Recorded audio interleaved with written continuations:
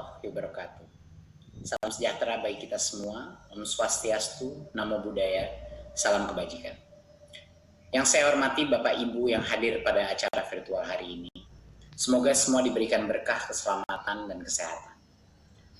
Peningkatan sistem evaluasi pendidikan adalah bagian dari kebijakan Merdeka Belajar yang didukung penuh oleh Presiden Jokowi dengan tujuan utama mendorong mutu pembelajaran dan hasil belajar para murid.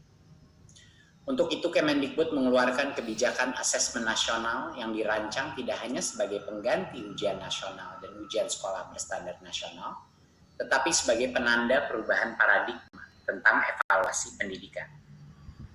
Perubahan mendasar asesmen nasional adalah tidak lagi mengevaluasi capaian murid secara individu, akan tetapi mengevaluasi dan memetakan sistem pendidikan berupa input, proses, dan hasil.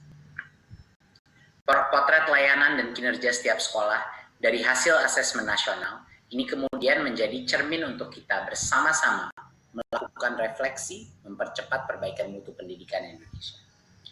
Asesmen nasional terdiri dari 3 bagian, yaitu pertama, asesmen kompetensi minimum atau AKM. Kedua, yaitu survei karakter. Dan yang ketiga adalah survei lingkungan belajar.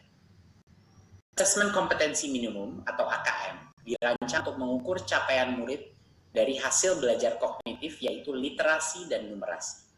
Kedua aspek kompetensi minimum ini menjadi syarat bagi murid untuk berkontribusi di dalam masyarakat, terlepas dari bidang kerja dan karir yang ingin mereka tekuni di masa depan. Fokus kepada kemampuan literasi dan numerasi tidak kemudian mengecilkan arti penting mata pelajaran, karena justru membantu murid mempelajari bidang ilmu lain, terutama untuk berpikir dan mencerna informasi dalam bentuk tertulis dan dalam bentuk angka atau secara kuantitatif. Jadinya kemampuan literasi dan numerasi adalah kemampuan yang akan berdampak kepada semua mata pelajaran yang diajarkan dan dipelajari oleh murid-murid kita.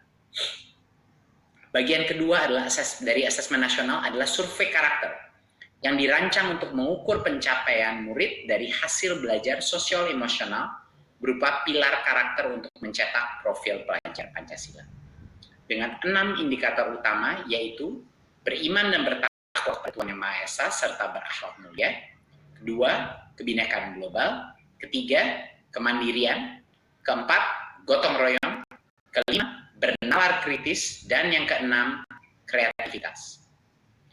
Bagian ketiga dari asesmen nasional adalah survei lingkungan belajar untuk mengevaluasi dan memetakan aspek pendukung kualitas pembelajaran di lingkungan sekolah.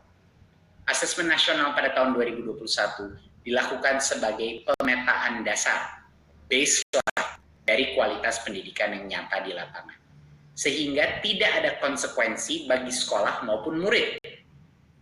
Kemendikbud juga akan membantu sekolah dan dinas pendidikan dengan cara menyediakan laporan hasil asesmen yang menjelaskan profil, kekuatan, dan area perbaikan di tiap sekolah dan daerah. Sehingga sangat penting dipahami, terutama oleh guru, kepala sekolah, murid, dan orang tua, bahwa asesmen nasional untuk 2021 tidak memerlukan persiapan-persiapan khusus maupun tambahan yang justru akan menjadi beban psikologis tersendiri. Tidak usah cemas, tidak perlu bimbel khusus untuk asesmen nasional. Untuk itu, mari kita semua bersama-sama mendukung pelaksanaan asesmen nasional mulai tahun 2021 sebagai bagian dari reformasi pendidikan Indonesia. Terima kasih dan salam Merdeka Belajar.